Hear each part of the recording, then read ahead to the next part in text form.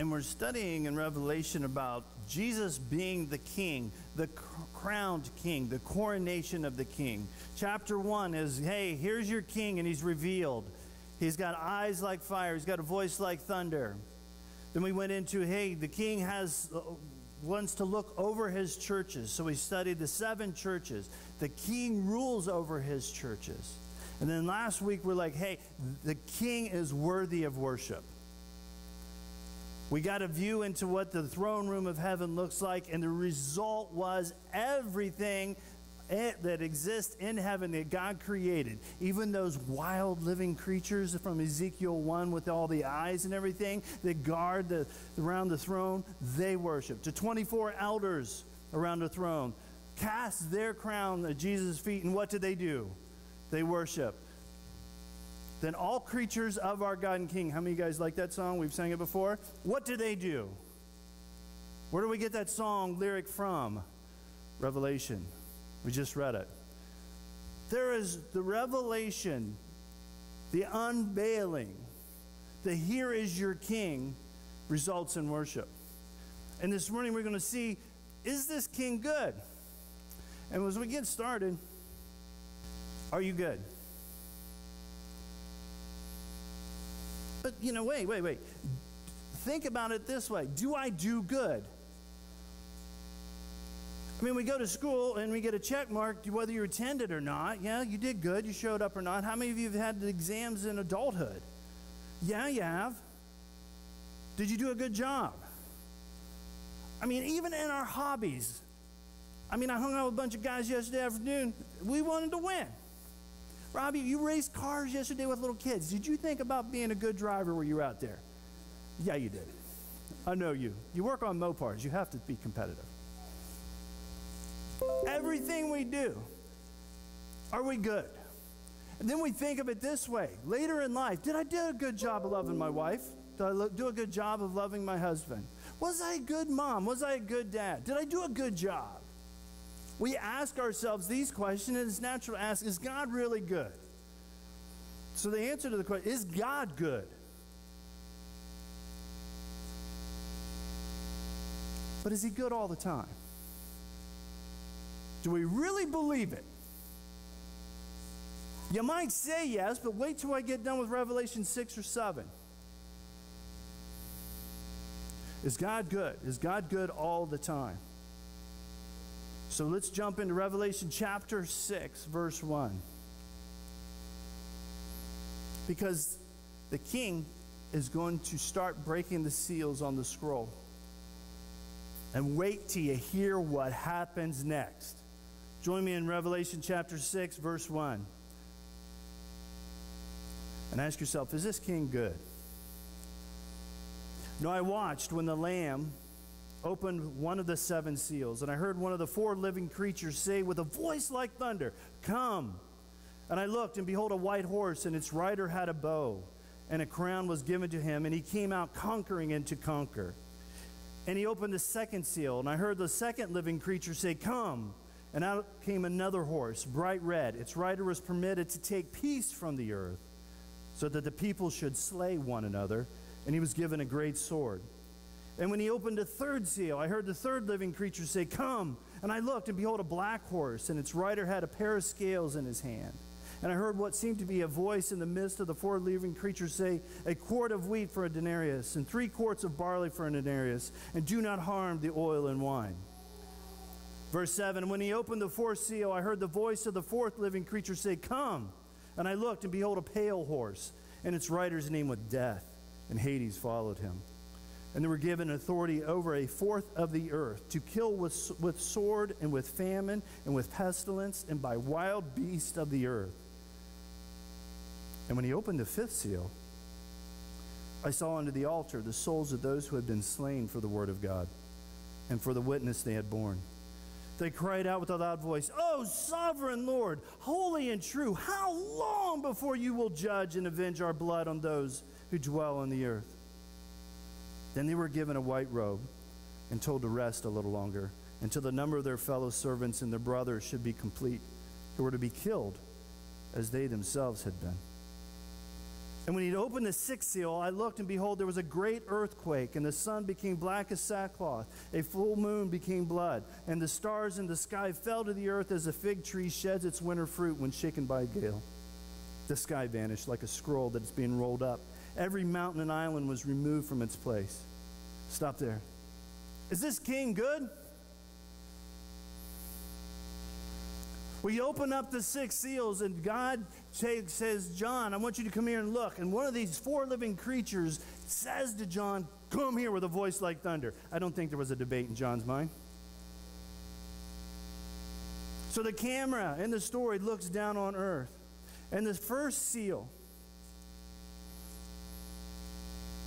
look on the earth, and there's a horse, an angel on a white horse with a bow, and he comes out conquering and to conquer the earth. The second seal, a red horse with a sword who takes peace, removes peace from the earth. So people begin killing each other. Seal number 3, come. And John looks down, and there's a black horse that ruins the economy. The stock market crashes. Inflation skyrockets. You're going to pay $50 for a loaf of bread. Then the fourth creature, pale horse named Death. I mean, you guys watch Tombstone? This is, you know what I'm talking about. Movies love to quote this horse. Clint Eastwood even did this. Pale Rider. Except this guy, this angel, when he comes down, he kills a quarter of the earth's population. If it were to happen today, that's 1.9 billion people killed. Is your king good? So this is the first of the 4 seals. You got the living creatures say, come over here and look. And so John looks down, and all of this happens on the earth. Then seal number 5. The camera pulls back from earth, goes into the throne room, and it looks underneath the altar, and who is there? Those who have been killed during this time. And what do they ask? Ruler God, our King, how long before you avenge our blood? There are those at this time in heaven who have been martyred for what Jesus is doing on the earth. And what question are they asking? Are you still good? We died for your name on the earth. When are you going to make this right?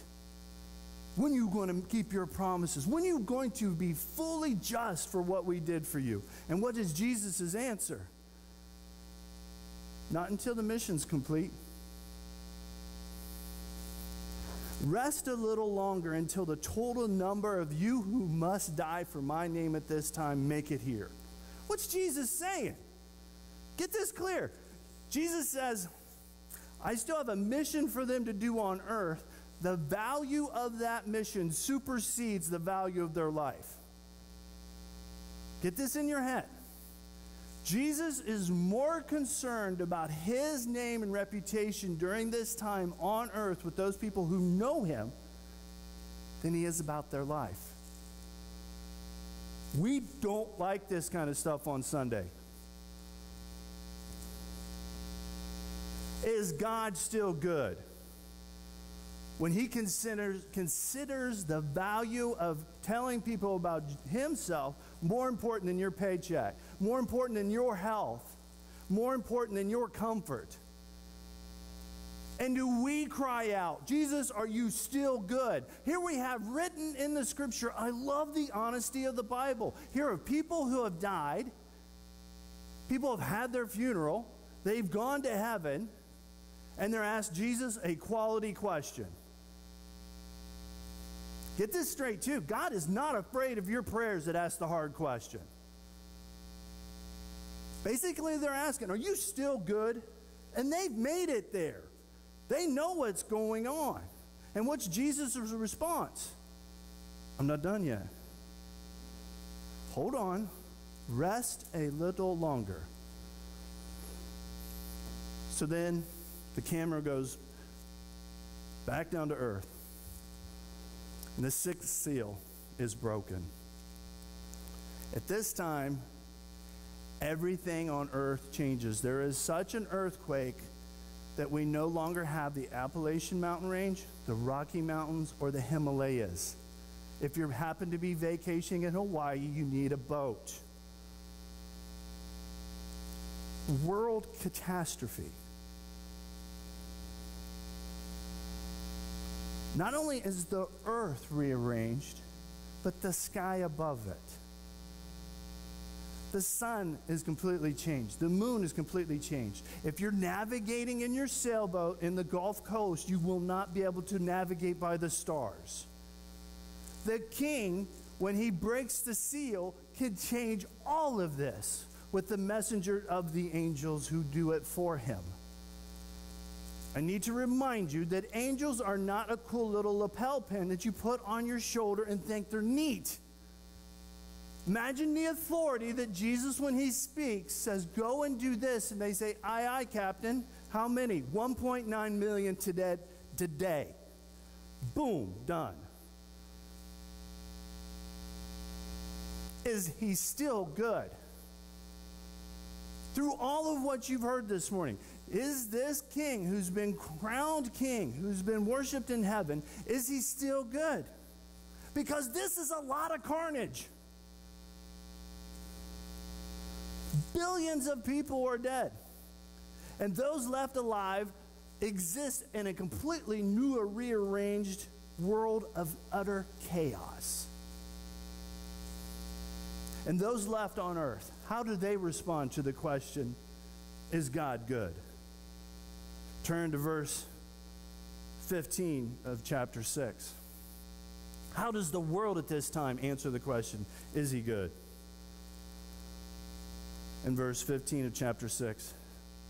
Then the kings of the earth and the great ones and the generals and the rich and the powerful, everyone, slave and free, hid themselves in the caves and among the rocks and the mountains, calling to the mountains and rocks, fall on us and hide us from the face of him who is seated on the throne and from the wrath of the Lamb, for the great day of their wrath has come. Who can stand? How do they answer the question, is God good? From the Oval Office to the projects, from the rich to the homeless, from the Fortune 500 CEO to the inmate working on the chain gang, people are doing what? Responding to invitations to come to a church potluck, voting Republican.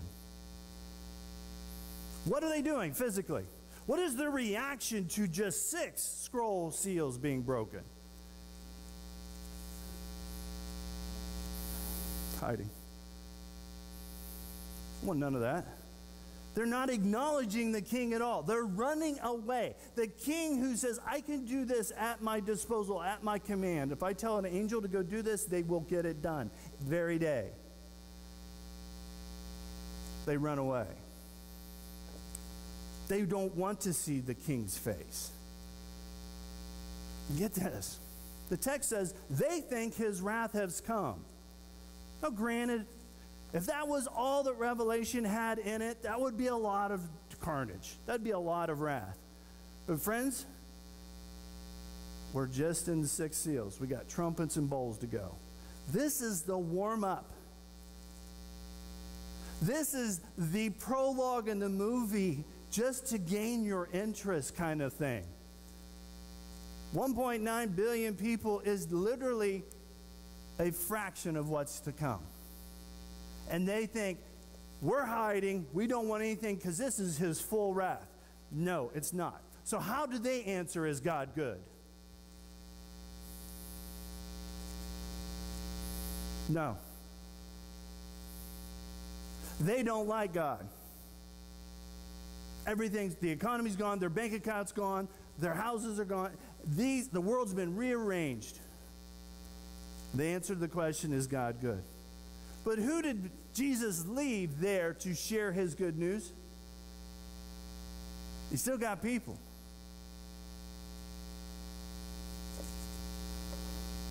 But at this time, to answer the question, is God good? Can he open these scrolls? Let's move back to Revelation 5. Remember, in Revelation 5, there's a worthy lamb. There's a lion from the tribe of Judah. the promised king in the line of David, whose previous battle on earth left him victorious, so that he could open this scroll. Do you get it? What Jesus did on his first time here was to battle on the cross, to win the battle, to earn the right to hold the scroll. We like the part where Jesus died on the cross for my sins. We're good with that. I'll see you next weekend.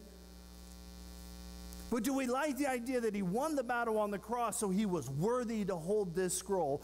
Break just the first 6 seals. How did heaven respond to Jesus being found worthy to open the scroll? Remember, it was amped up worship.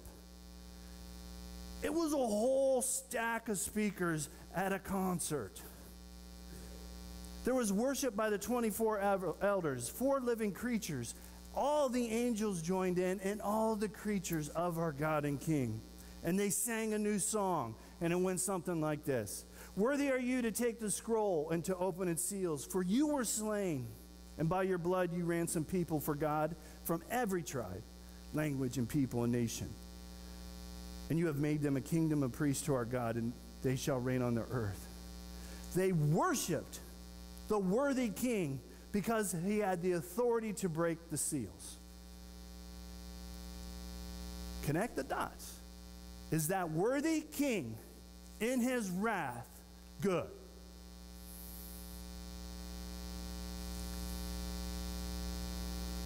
It's a hard question. We like to define it was good because he died for my sins and he's coming back. I get to go to heaven and everything will be good. That is part of what the king does. And when he says, John, I'm going to show you some things. Come up here, the things that must happen. This will happen. So to answer the question, is King Jesus good? Combine Revelation 5 with Revelation 6, 1 through 17. And the answer is he good? Now, Revelation 7. God has a special part in his heart, the Father, for Israel. Let's zoom in. Because the camera, remember, its camera's gone down to earth and showed the 6 seals with one of those zooming back to underneath the altar. Now the camera is going to zoom in back to earth, and this time it's going to go specifically to Israel. Chapter 7, verse 1 through 8. After this I saw 4 angels standing at the 4 corners of the earth, holding back the 4 winds of the earth, that no wind might blow on the sea or earth or against any tree. Then I saw another angel ascending from the rising of the sun with the seal of the living God, and he called with a loud voice to the 4 angels who had been given power to harm earth and sea, saying, do not harm the earth or the sea or the trees until we have sealed the servants of our God on their foreheads. And I heard the number of the sealed, 144,000, sealed from every tribe of the sons of Israel. 12,000 from the tribe of Judah were sealed, 12,000 from the tribe of Reuben, 12,000 from the tribe of Gad, 12,000 from the tribe of Asher, 12,000 from the tribe of Naphtali, 12,000 from the tribe of Manasseh, 12,000 from the tribe of Simeon, 12,000 from the tribe of Levi, 12,000 from the tribe of Issachar, 12,000 from the tribe of Zebulun, and 12,000 from the tribe of Joseph, and 12,000 from the tribe of Benjamin were sealed.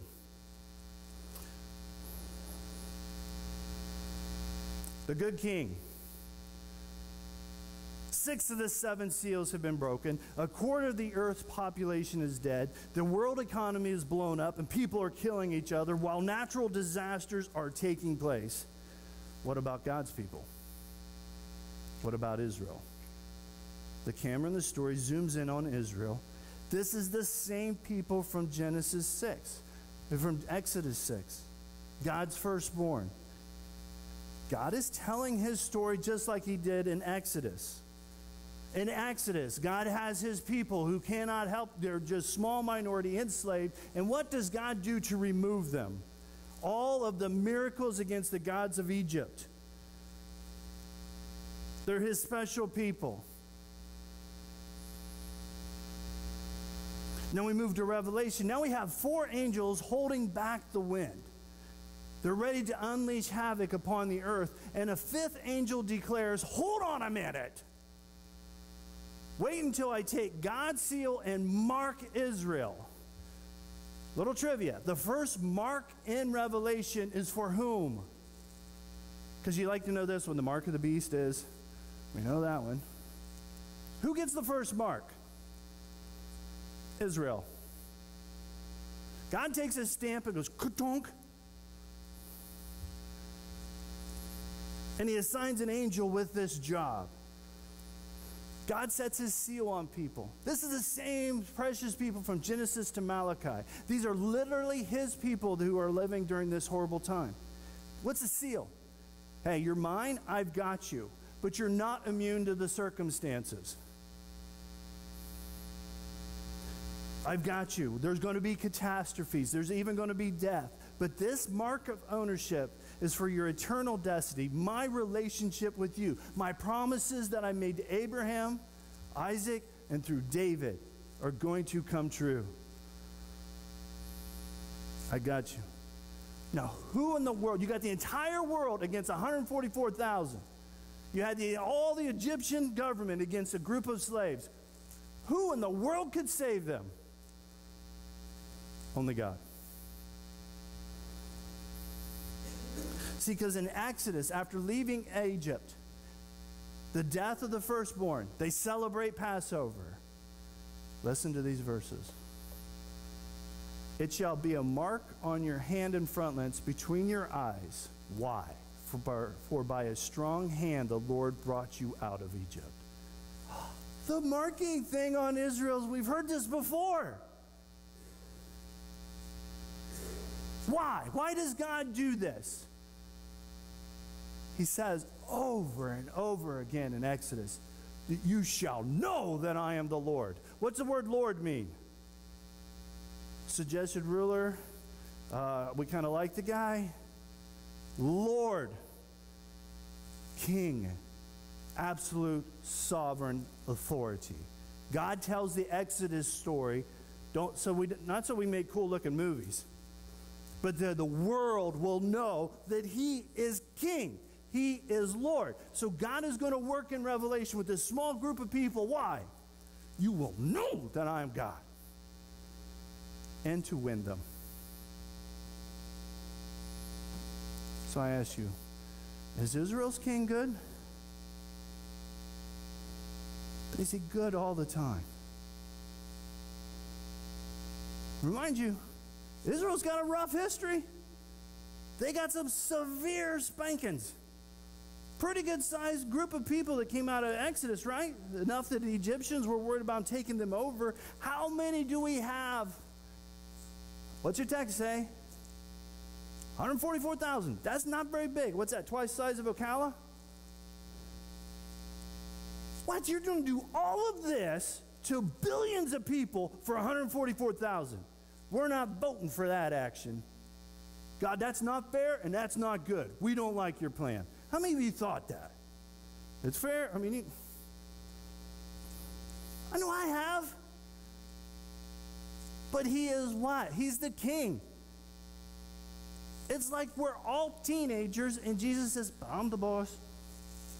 We're all 2-year-olds. Now, Revelation 7, in verse 10, our king.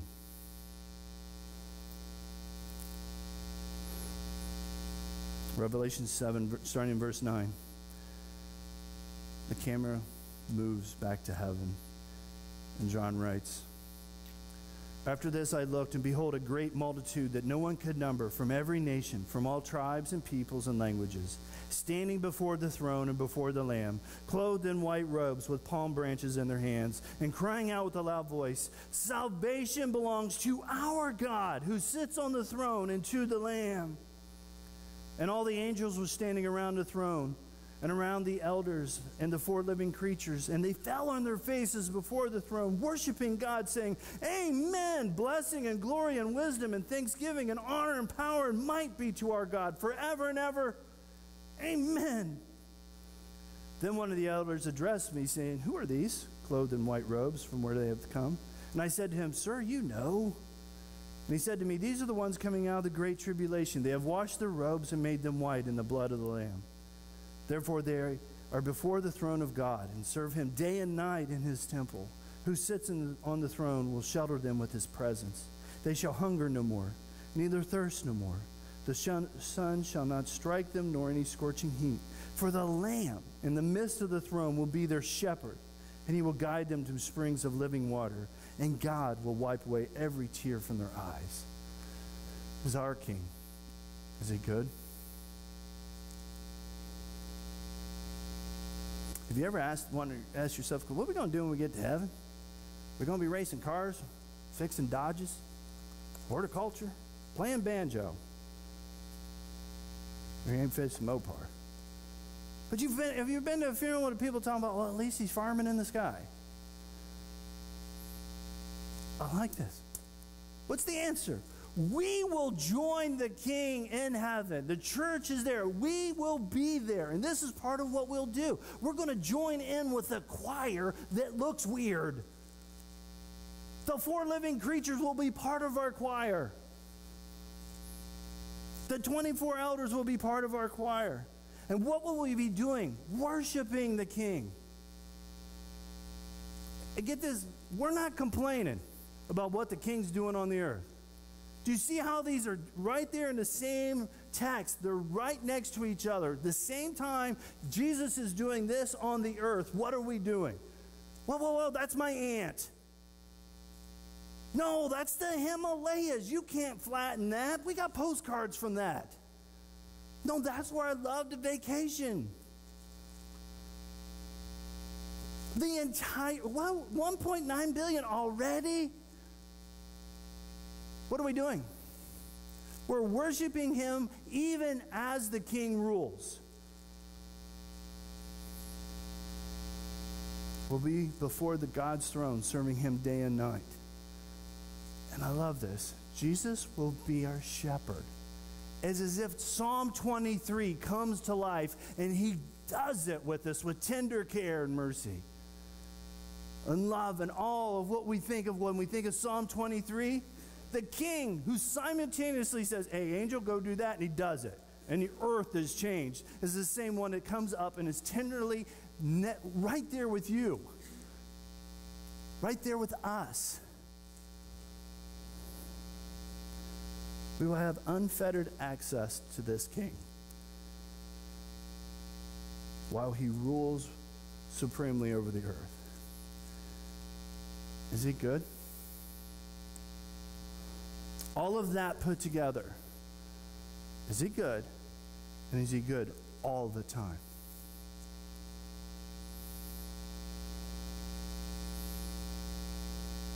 Because is he good even in our homes today?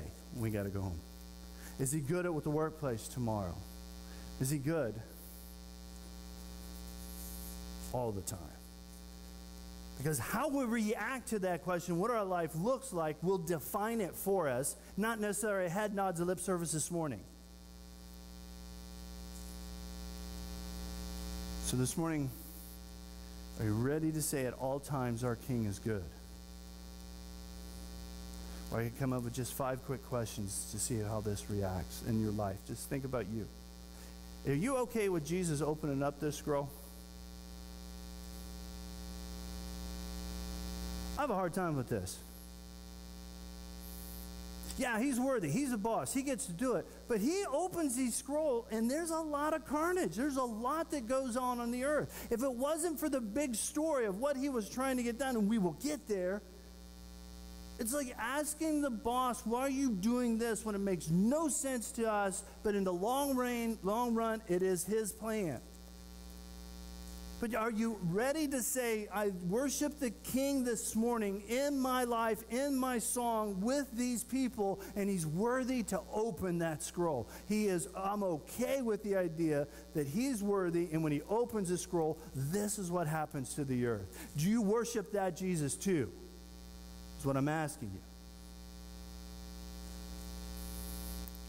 Are you okay with being an ambassador for Jesus this afternoon, even if he values your message more than he does your comfort or your life?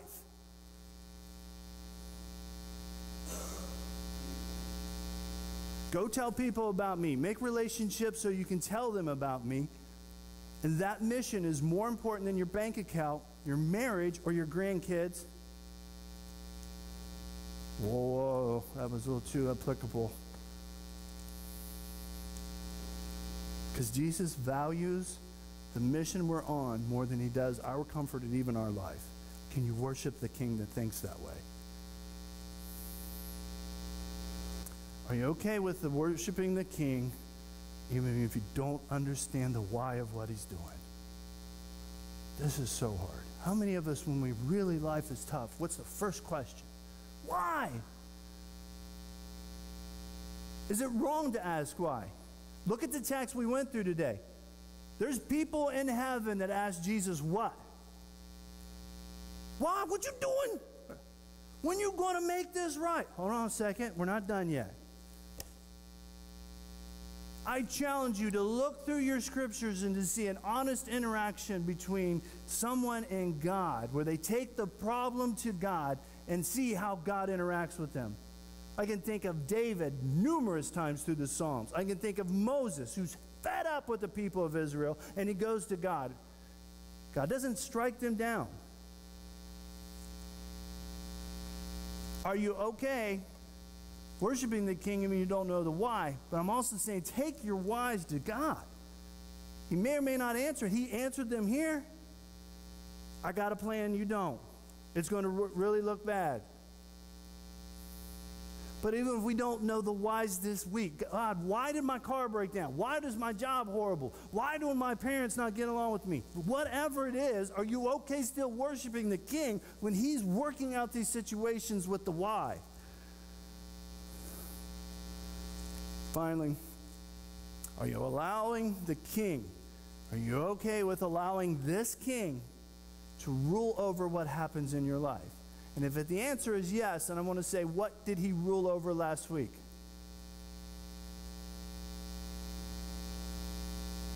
When he said, hey, I want you to do this. I want you to talk to them. I want you to actually forgive somebody and seek reconciliation. Those are the things I'm talking about here. I want you to sell everything and move. I want you to not move. I want you to love your neighbor as yourself. Now, I know some stories. It's tough. But that's what I'm talking about this morning. We can talk about the future and say, yeah, he's going to really wipe the earth up. But are we okay worshiping this King? And finally, are you okay with explaining to a coworker that Jesus is good and all of his attributes? To a neighbor, to a relative. Because our King is good all the time. At all times, our King is good.